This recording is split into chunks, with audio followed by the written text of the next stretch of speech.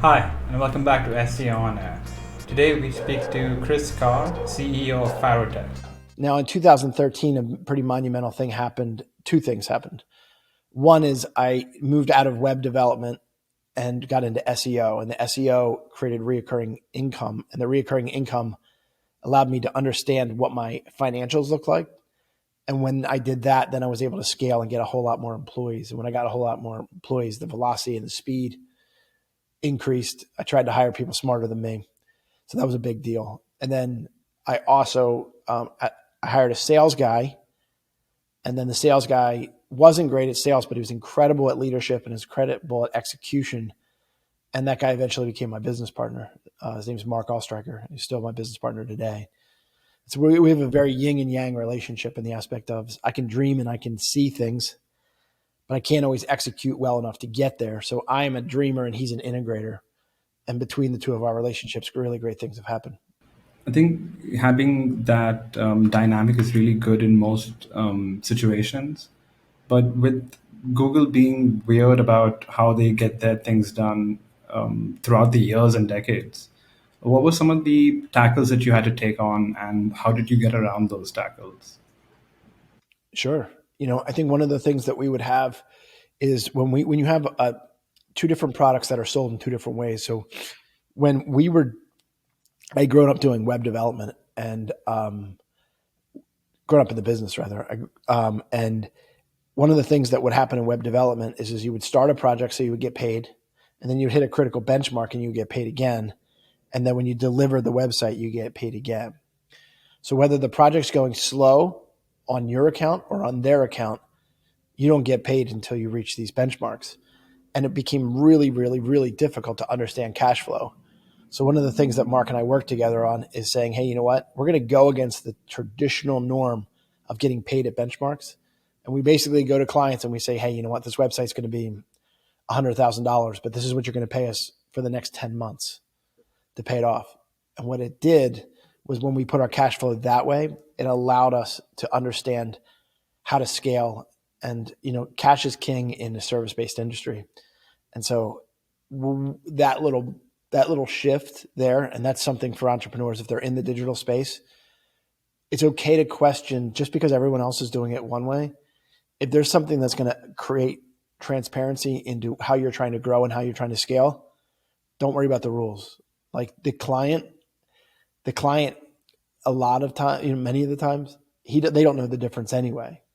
So you think, oh, you know what, I got to be like everybody else, but he doesn't know everybody else. So it's new to him or it's new to her, when you present it. And so I thought we would never get web clients again if we switched to a monthly payment model, and it changed everything for us. Was that something like a new initiative that you had taken and has been continuing since then, or? Oh yeah, 100%. 100%. So have there been other, let's say, innovations in that field that you feel would be better off taken in your own hands than to just follow what Google's guidelines are or what the clients expect from you?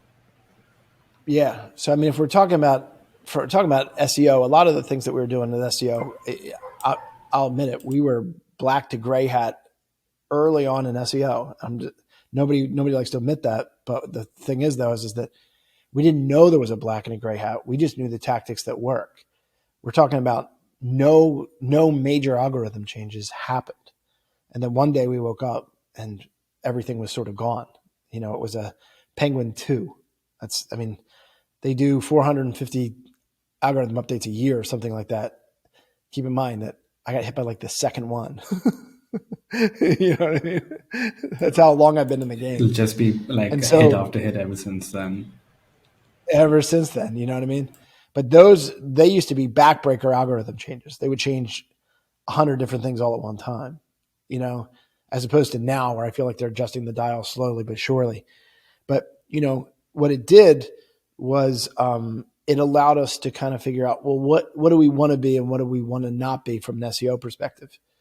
Because I know that there's a lot of SEOs that are a little bit okay with the cops and robbers game of SEO. What I mean by that is that you have the traditional approaches and then you have edgier approaches.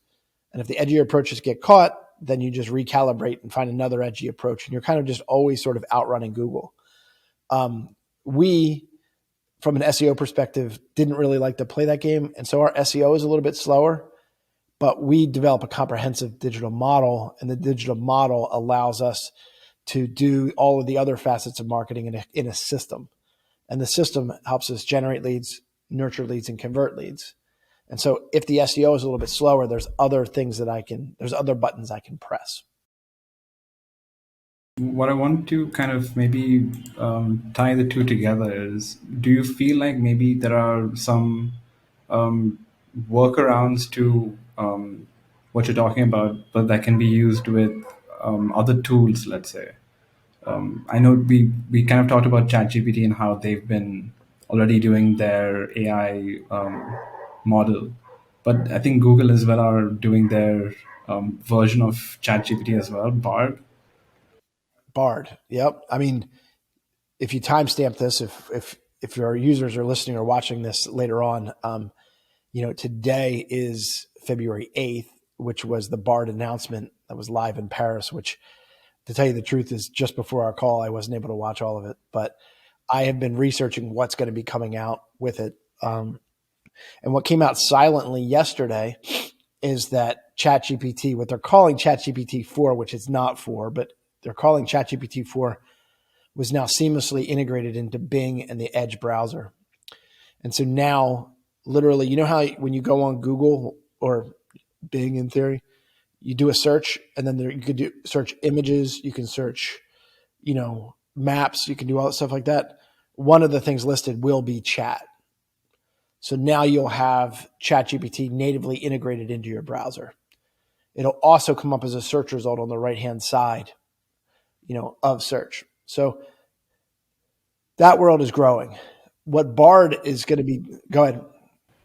No, I was going to actually compare Bard and ChatGPT, but I think you need to first give a little bit input of Bard, and then I can ask my question. Yeah. Yep. Well, what you're already seeing just with this new integration, where they're calling it ChatGPT 4, which I think is a stretch. I don't think it is ChatGPT 4. I think it's repackaged ChatGPT 3. Yeah. But the challenge that you have with ChatGPT 3 is that all of the content was basically, it stopped at 2021. So it was all legacy-based parameters that they were going to pull from. And so recent information wouldn't happen. Where they're calling it ChatGPT 4 now is because now they're comparing it with web results, so that you're getting a little bit more live updates. But one of the things that you're going to find, I think you're going to find, is that Google will crush ChatGPT 3, and it will crush everything that Microsoft's doing right now. Not because I'm picking favorites, but because all of the I'm forgetting there's a term, but basically all of the nodes are basically, imagine when you are going to communicate and you had an encyclopedia, and the encyclopedia had 20 volumes, right? You know everything in those 20 volumes. Well, the Google's version of what they're going to be pulling from is like 2,000. So like it's the amount of data it's able to basically suck in to create a better result, a more accurate result. It's not even close. That's why I think Google is going to win this game. Not because I like Google better than Bing, which I do, right? But because they just have been at the game longer, they've been at the game better, and they just have a much greater knowledge pool to pull from. Yeah, and I think the design also that ChatGPT is based on was something that Google had, I think, introduced before or had initiated. Yep.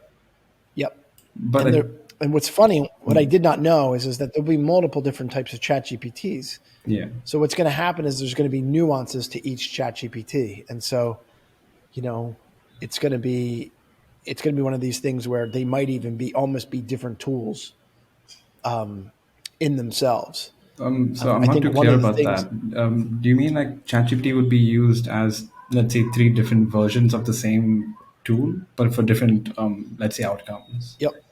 Multiple different companies other than just Microsoft and Google right. are going to be able to create these chat-based, AI-driven content generators. Right. Okay. And there's going to be little nuances.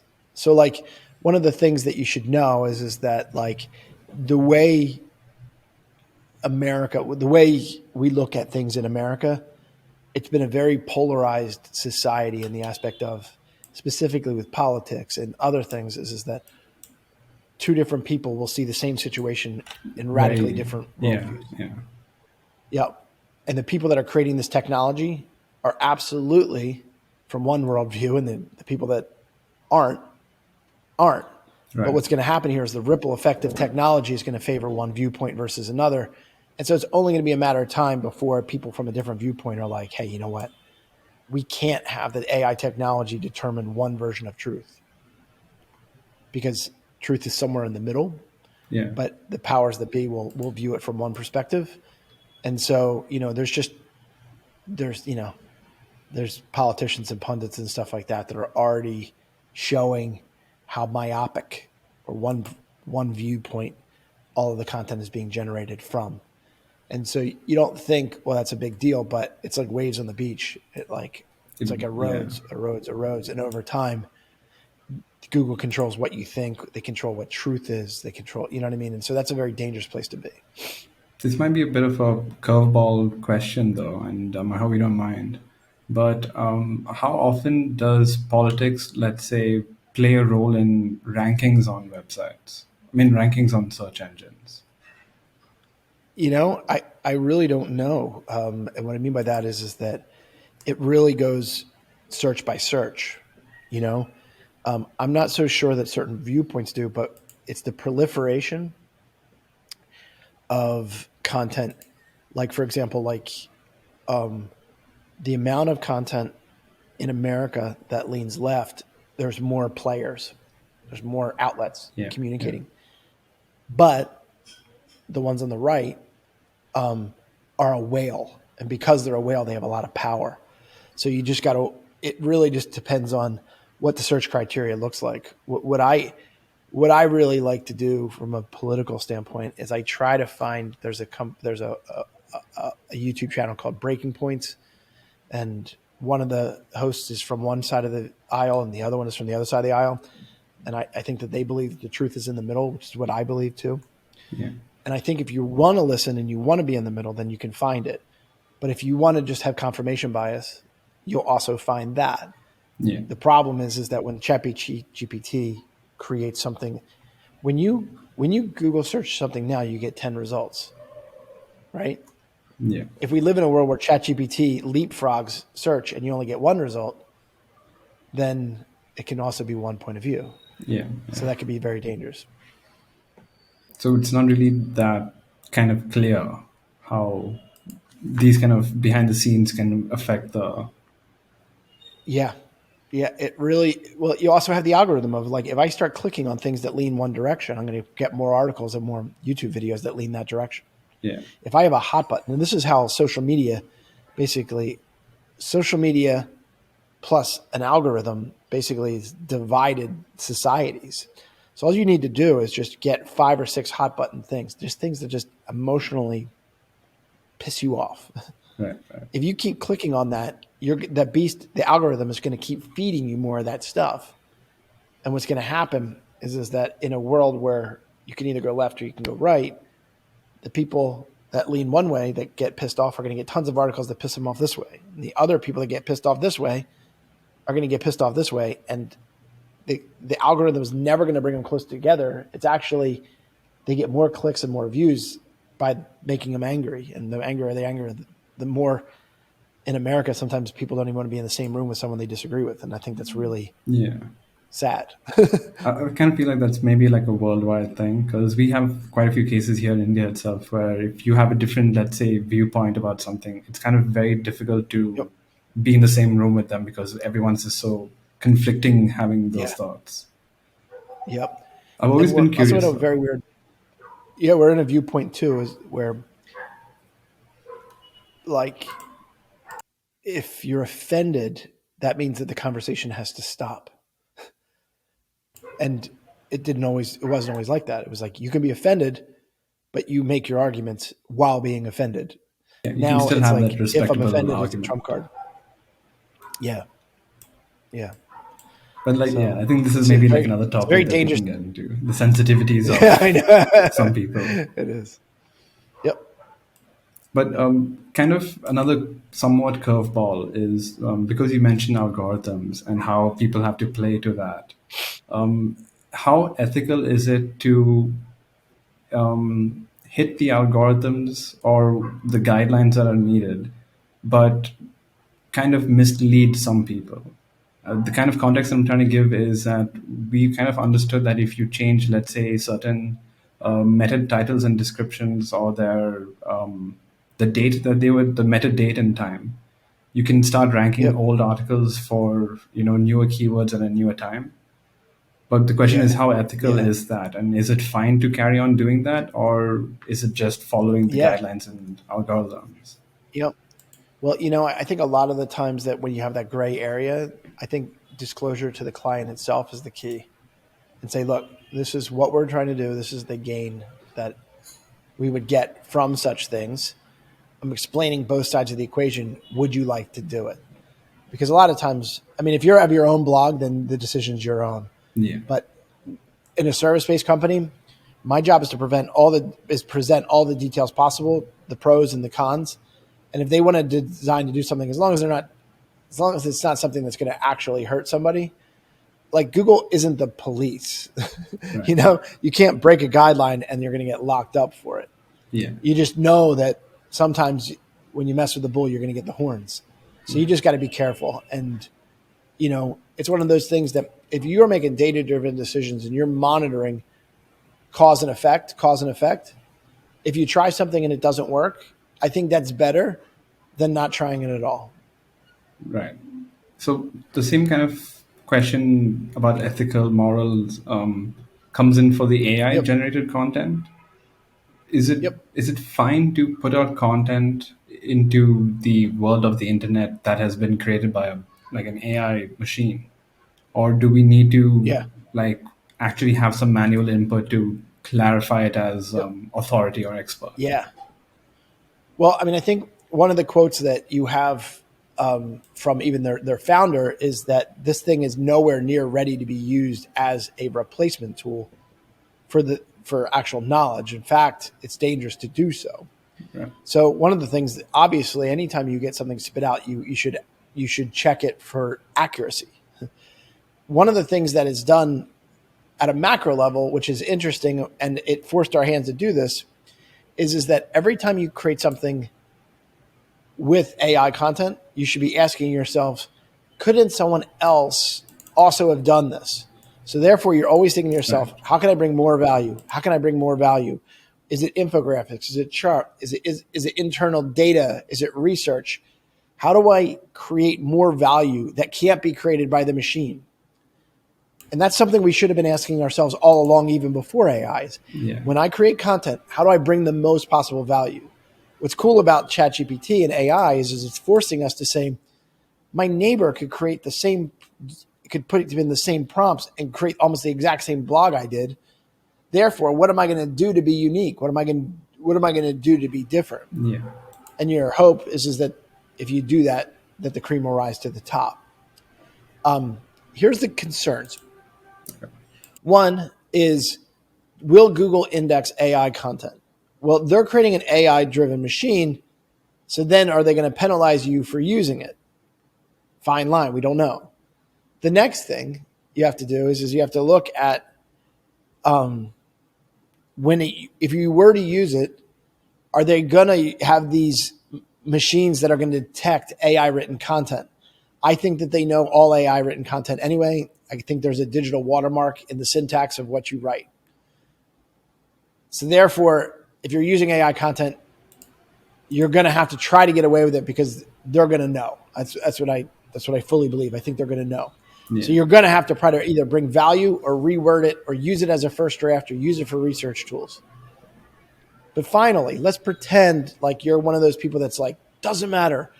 After I've written it and I've respun it and stuff like that, I put it through the checker and it says it's 100% human, so we're good to go. But let me ask you a question. Do you have in high school, did they have something called varsity and JV at your school No. for sports? Not really. No. Okay, so in America, when you have sports and you go to high school, they'll have a sports team, and the best sports team at your school, say I'm playing soccer, it'll say varsity soccer. And then the people that didn't make varsity made JV. Okay? Junior varsity. Maybe just not as good. You know what I mean? Well, the question is, if you're a JV track star, which basically means you're not fast enough to be great, and then tomorrow you can run a 4-minute mile, wouldn't someone say, wow, that seems very unnatural? There'll be some suspicion. Well, if you are writing one blog a week and that blog is 600 words, and then a technology just happens to come out, and then now all of a sudden you're putting out 5 articles a day, 2,000 words a piece. Like, don't you think Google, who's indexing you all the time, is going to be like, that's a pretty stark difference? Yeah, but So I think what some people might assume is that Google will look at that and then consider how relevant their information is and how many times the user will actually read it and then find it also useful. So I'm not too sure if they will, raise the alarms for multiple content. Yeah. The problem is that there's only 10 spots. They want the best possible result. And so now, if everyone can create this Me Too content or the same content, the nuance difference is going to be very interesting. Yeah. I think that the value of backlinks and the value of engagement is it's never going to be more important. Like, SEO companies that supply ethical backlinking strategies, I think are going to be worth its weight in gold because there's just so much more content. Speaking of backlinks itself, we also kind of maybe brushed about this earlier, but the update that happened back in December, the spam brain update, how do you think that's going? I mean, it's pretty much been rolled out for a couple of months. So how do you think things are going with it, and how do you feel it will continue to be? Yeah, to tell you the truth, I haven't really been impacted very much by it. All of the links that we are doing by generating content that's what we call link-worthy content, we have not felt any of that pressure. It's the companies that are building links as opposed to earning links that are going to feel that pressure. The challenge, though, is that when you have link-worthy content, it was already competitive. Now with AI tools, it's going to be like a needle in a stack of needles. So it's going to be very interesting to figure out what to do. I also think that the AI-driven companies that are reading your emails are also going to have a challenge, because a lot of times people are thinking, I'm going to create AI content for SEO. And what you're going to find is that email spamming and blasting is going to be more prevalent than ever. Yeah. Because you can't really penalize you. You can only really get put in a sandbox, Yeah. I do feel like because of ChatGPT and other AI tools, quite a few people fear for their job being lost because they feel like there'll be some other tool that can just replace them. What would you say to those people, at least, who feel like they have something to worry about? Yeah. Well, the easy answer was to say that a calculator never put an accountant out of business. The people that will be replaced are the people that are not willing to adopt the technology. I fear for the content writer who's a very good and creative person that their craft is going to get undervalued, because in the beginning of this, there's going to be an influx of people that say, I don't need you. But the reality is that the human touch and the nuance of the human touch on writing is usually what makes things sticky, what makes things impressive, because it didn't come out of a machine. It came out of human thought, human experience, human emotion. But if you're an average content writer, I think you have some reason to fear for sure. Yeah, one kind of, let's say, doubt I don't mind throwing into the world out there is that if you do use ChatGPT enough, you can get the content to look like it was written by a human and add that emotion. Yep. which is kind of scary Yep. because you would expect Yeah. like those kind of experiences from an actual person. But then when you read it from Yeah. like an AI tool, you're just like, wait a minute, how far are we from like Skynet now? I hear you. I hear you. And I have kids. I have 6 and 4. My kids are 6 and 4, and when you add that, the metaverse, and all of the other AI stuff, they're going to live in a very dramatically different world. Yeah. Like for example, like my son, he's 4. When he comes downstairs, he says, Alexa, turn on the lights, 1, and that turns on the lights. If he wants to turn on the television, he says, Amazon, turn on the television. We have one of those Alexa shows, and he can go over to it and say, Echo, turn on YouTube and to my favorite show. Every device he gets, he knows at age 4 to expand and contract it with his fingers. Yeah. Yeah. To a point when I show him something that doesn't have that functionality, he just almost like doesn't get it. And so he's 4. So he's not going to question. Technology won't scare him. It's the people that were the middle of the journey, right? That are still self-admitted computer illiterate and they won't change and won't adapt. Those are the ones that I fear for. Yeah.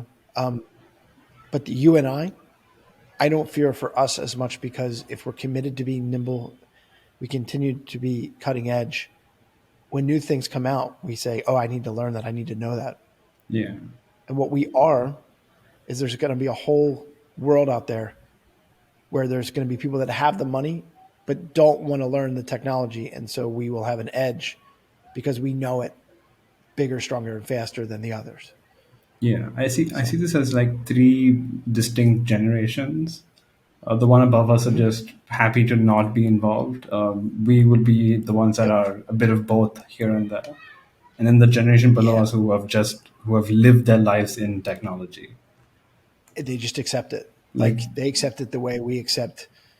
I don't even know. Like I'm trying to think of so like back in my day, I mean, I don't say my day, but back in the day, there were a lot of talk from parents being like, be careful of going outside and who you meet and what you could do.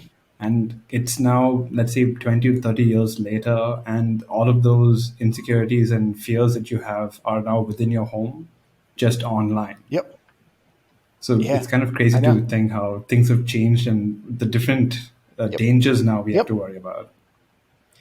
Well, if you were bullied or teased or whatever that is, right? You do something stupid and your friends make fun of you. The refresher is that you could go home and they couldn't follow you home. Yeah. Now, where you're hearing all these things with mental, what's it called? Like anxiety and stuff, is because their friends are in their phone 24/7. And I just don't entirely believe that that's healthy. Yeah. I also think that there's such a false reality. Like if you were to see my Facebook, you would think that I'm like living the dream. You know what I mean? Yeah. But you don't realize that it took me it might have taken me 30 to 50 pictures to find the best picture from that day Yeah. to post. You know what I mean? And so it's just, I don't know how to describe it. Like it creates this false reality. Like people just walk on clouds. I'm like, no, it's all scripted. Yeah. Or very heavily edited with CGI and everything. Correct. Yep. And what AI is going to even do with that in the future, I wanted to go back to the business side of this, is that the idea of being a pretender is going to be so high, okay? Because you have access to information very quickly that you didn't have to suffer the consequences for. You didn't have to learn experientially. You didn't have to lose your shirt on this idea. And that's why you've come up with the notions and the ideas that shape your systems and the way you communicate. So I've been doing this for 22 years. And someone who's at an agency for 1 year could literally just find the articles I wrote, put it into a rewriter tool, and act as if it was his own.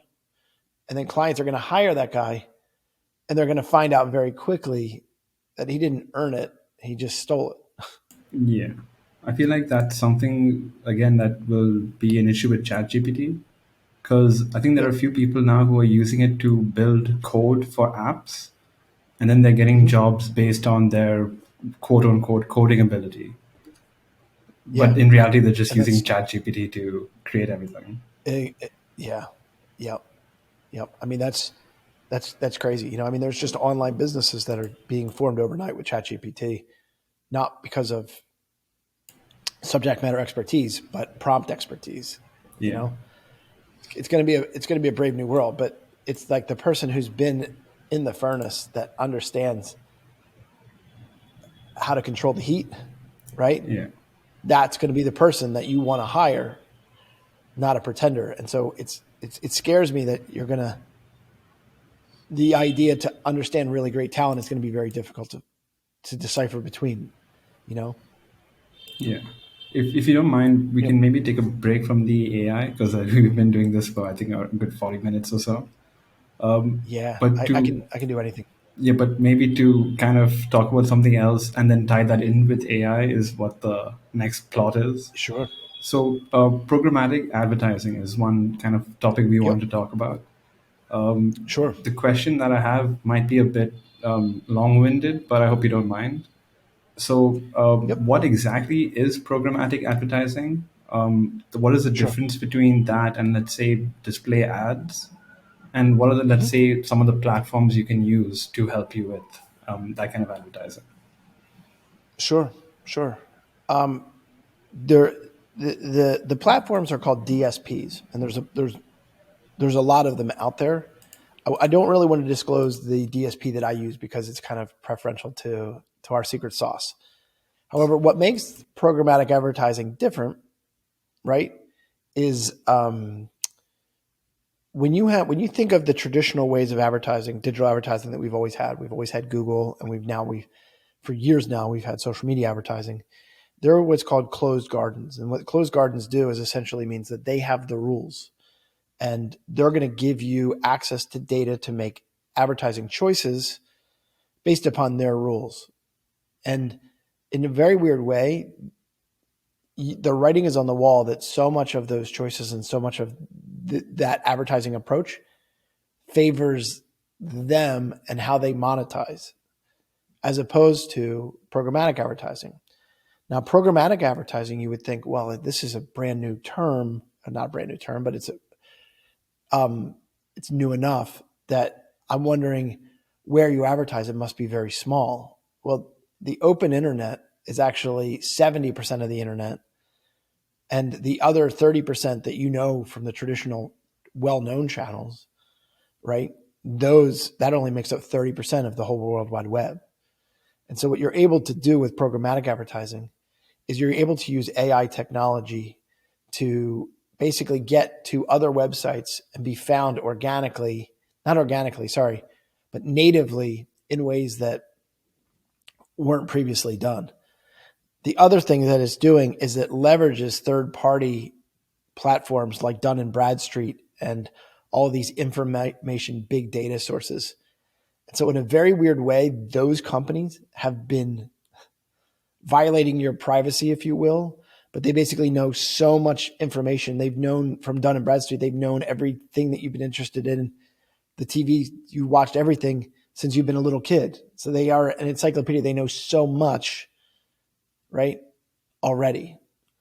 And so because they know that, the targeting you can do with programmatic advertising is significantly better. Well, I don't know that it's better, but significantly different than the traditional approaches.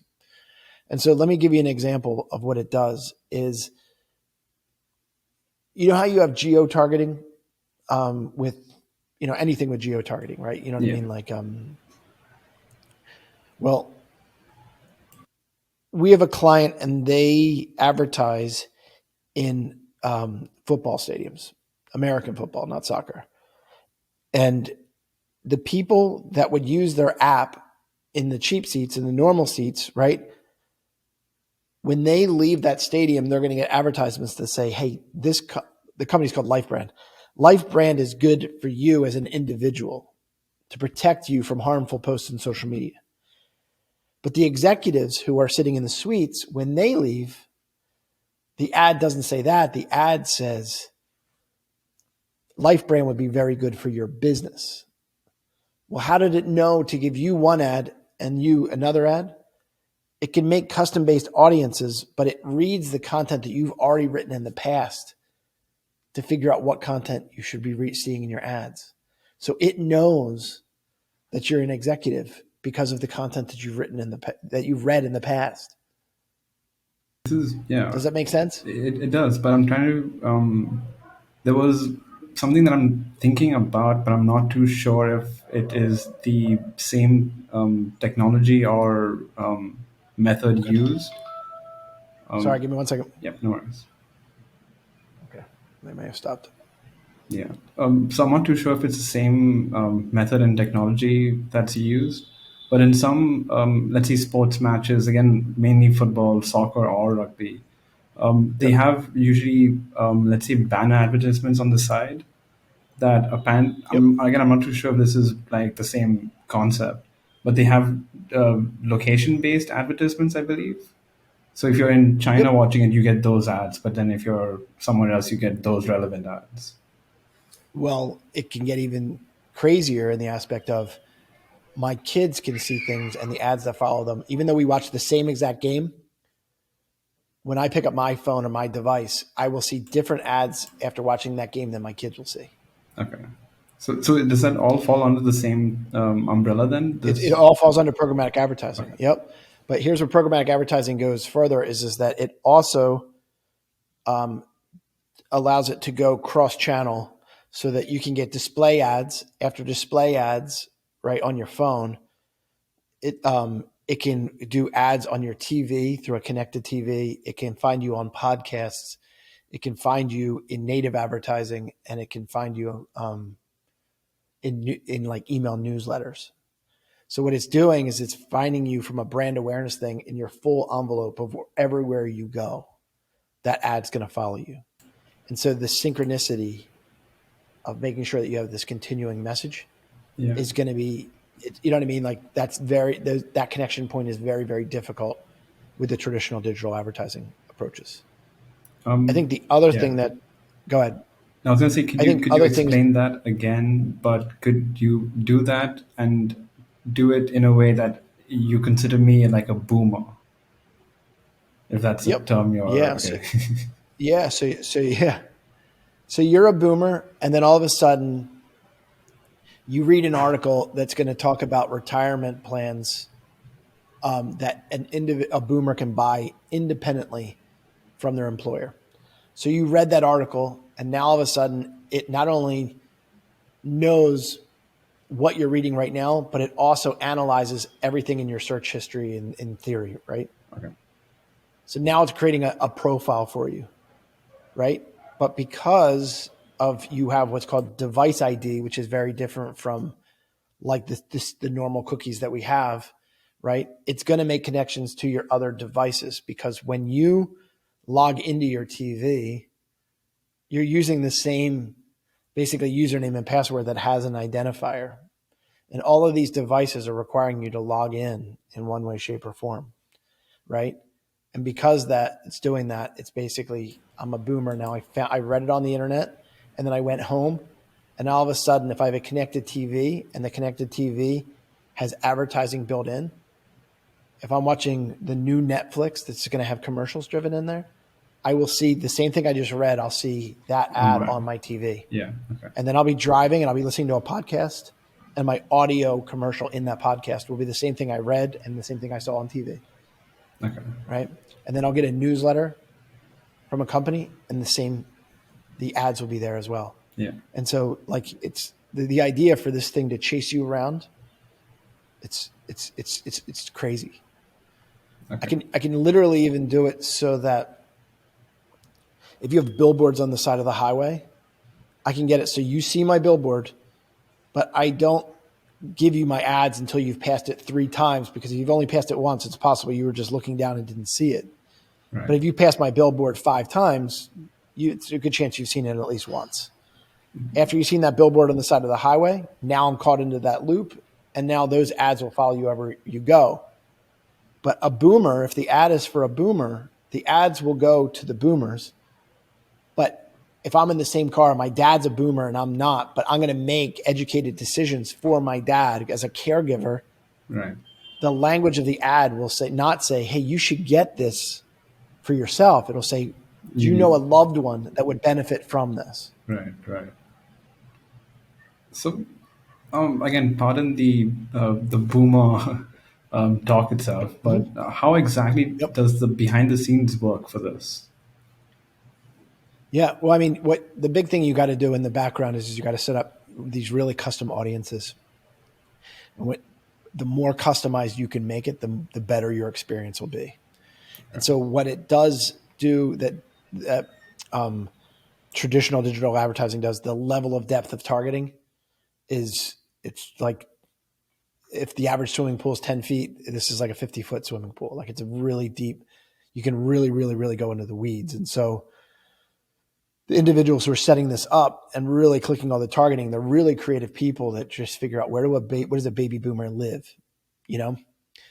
So like one of the things that we were trying to do is we're trying to figure out, well, how do you target moms? Well, in America, there's a bunch of moms that will pick up kids from school every day from 3 to 5. And so what we were doing is we were going to the high schools and we're geo-targeting the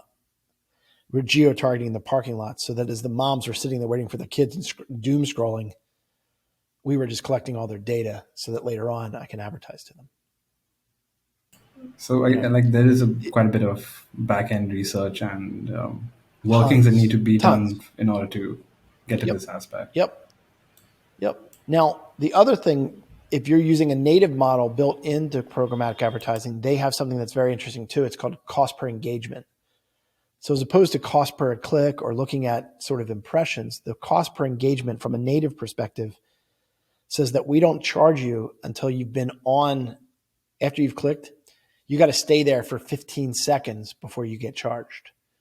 So you don't get charged for bounces. Yeah. That makes sense? Yeah. So that's interesting in the aspect of if you create a bad ad, you can still get clicks, but then you're wasting your advertising budget because you got these heavy bounce rates. The more bounce rates or the worse click-through rates, the more expensive your ads become. And so that's a problem. Do you know what I mean? Yeah. So this gets really exciting for the cost per engagement. Yeah, but I feel like when it you're can be thinking such about a the dynamic target thing to keep a balance of. Yep. But the other thing with traditional advertising is, and you're seeing this with Google already with responsive ads, but imagine this on steroids. As opposed to coming up with that super ideal ad, what it'll do is you could put in 30 to 50 headlines, 30 to 50 pictures, right? And 30 to 50 audiences. And now in theory, you have thousands of different ads, but the AI will pick the best ad for you as opposed to you using human manipulation and guessing what's going on. Okay. You know what I mean? Okay. But what's interesting about that, right, is what part of India are you from? The south part, Bangalore. Karnataka, okay. Technically. Okay. So let's pretend like I'm from the north and you're from the south or whatever that is, right? Like say I moved to India, right? Because it's knowing my demographics and stuff like that, when I get an ad, the people in the ad, the pictures, they'll look like me. Right. You'll see the same ad and the people in the pictures will look like you. Yeah. And you will buy from people that you know, like, and trust. And guess who that person is? Well, the people that look like you. Yeah. Surprise. Surprise, right? Yeah. So again, so with all of this taking place, how exactly do you use AI then to help it get done? Or is this an AI process anyway? AI gets you part of the way. It's figuring out which ads get set up for the right groups. But what it does is it still just presents the data for you. And then you're in there regularly double checking the AI, learning what it's doing, recustomizing your audience, recustomizing your ads. And so just like ChatGPT, it speeds up things, but it doesn't solve things for you. It just speeds up the research and the A/B testing and the multivariate testing. It changes all of that, but you're still driving the car. Yeah. Yeah. So, what would you recommend programmatic advertising to what types of companies? Because I don't think every company can take it up in Yep. their tool. Yeah. Yeah. So, I would recommend companies that have a little bit of a bigger budget. You know, anything above $8,000 is probably the sweet spot. Okay. I also don't think that you want to say, well, because I'm doing programmatic advertising, I don't have to do Google and I don't have to do social media. When you think about programmatic advertising, it's like saying, well, what tool's better, a hammer, a screwdriver, or a saw? I'm like, well, it depends on what you're trying to go for. right. And so one of the things I would recommend for your readers is to say, hey, you know what? And I'll have blogs on this. So you can go to farotech.com to find that. But basically it's like saying, when is Google advertising a better fit? When is social media advertising a better fit? And when is programmatic advertising a better fit? And then how can you leverage all three at the same time to get the best possible result? Okay, cool.